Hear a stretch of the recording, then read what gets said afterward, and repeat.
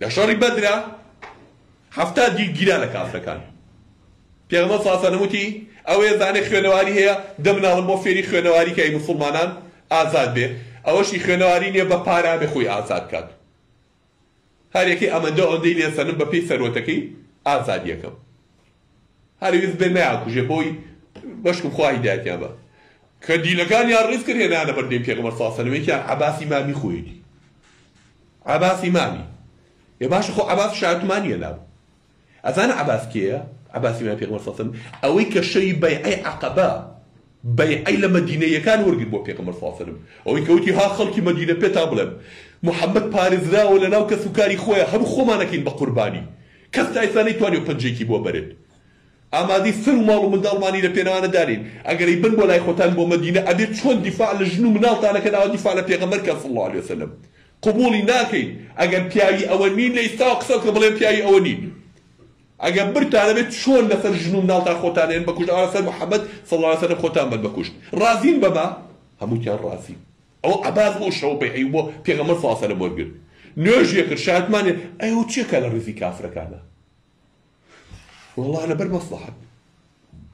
ئەم تاجر بوو بازرگان بوو سەرۆت و موڵک و دوکان و بازاری زۆری هەبوو بۆ خۆی دانیشتە بوو بە بێدنە خۆی پیاوخراب ناکرد ڕاستە لەژێر باوەڕێ بوو کە محەممەد صلی الله علیه وسلم پێغەمبەری خوا شایەتمانیەناوە بەڵام کافرەکان شەقیان نەبوو بەسەر دەستیان ناکا کە پیاوێکی دەوڵەمەند و عەشرەتدار و ئەمانە و ئەو ڕۆژێ ئەبوو سوفیان چوو بوو قافڵەکەی بردبوو بۆ تیجارەت سێ بەشی پارەی قافڵەکە مڵکی قافڵەکەی جێ بوو عەباس ئیمامی پێغەمبەر بوو صلی الله علیه وسلم تیجارەتی پێوە کرد یعنی مەسلەحەتی و بازرگانی ئەمانی پێکەوە گرێدابوو لەبەر خاتیەوە هیجرەتی ناکرد و باقی سەحابەکان سەحابە هەمووی هیجرەتی کردەوە کافرستانی بەجێشتەوە مەکەی بەجێشتەوە چۆ بۆ مەدینەی ڕەسوڵ الله صلی الله علیه وسلم بۆ لای ڕەسوڵ الله صلی الله علیه وسلم ئەی عەباس تۆ بۆ نەڕۆشتووی جەماعەتێک ئەوە نەڕۆشتبوو مەسلەحەتیان نەبوو لەگەڵ کافرەکانە خۆیان هەر تێکەڵ کرد کاتێککە وتیان وەڵام محەممەد صلی الله علیه وسلم وا خەریکە بە خۆی جێشێک و پەلاماری قافڵەکەی ئەبوو سوفیانەیە ئەبوو جەهل و جەماعەت خۆیان کۆ کردەوە بڕۆ فرێ قافڵەکەکەون عەباسیش لەگەڵ ئەوانە چووە ئەوەی فریای قافڵەکە کرد فریای سەرۆت و سامانەکەی کرد بڵێ یا ڕەسوڵ الله بەشی منی تایە کاکە ئەوەی هیچ نەبێ خۆم بە تاوان نەبرێ فریای کەوت سەرۆتەکەم هەموو لەو قافڵەیە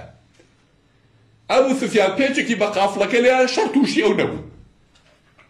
بەڵام خوای گەورە ئیرادەی وا بوو ئیمانداران لوتیان تەقێ بە لوتی کێیە کافرانە لە شەڕی بەدرە باشە خۆ عەباس زۆریشی وت کاکە سەرۆت و سامانەکەوە ڕزگاری بوو دەبا خۆمان بگەڕینەوە ئەبوو جان وتی بەتانێ بڵێن ترساون لە محەممەد وەڵڵا بێ شەڕێ بکەین ئاوا بێ لە نایان بەری باشە عەباس تۆ چێکی لێوەستاوی شەڕ ڕوویە عەباس شەڕی نەکرد بەس هەر لەو ڕیزەیە بوو وەڵڵا ڕێک چواردەوریان گیرا عەباس گیرە ئێستا کە لە بچەکراوەتە دەستی هێنایەتە بەردەمی پێغەمبەر صلی الله علیه وسلم کە هێنایە بەردەمی پێغەمبەر صلی الله علیه وسلم چی بە پێغەمبەر بڵێ صلی الله علیه وسلم وتی برا ساکەم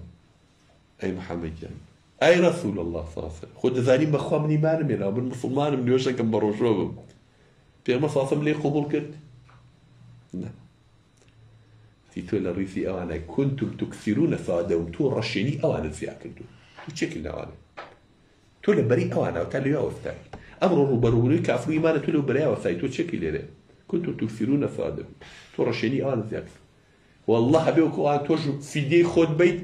لەبەرەوەی دەوڵەمەندیشی عەقیلی برازا و پارەی نییە بێ پارەی عەقیلیش بیت پارەی عەقیلیشی سێف اینجا بەرەڵای کرد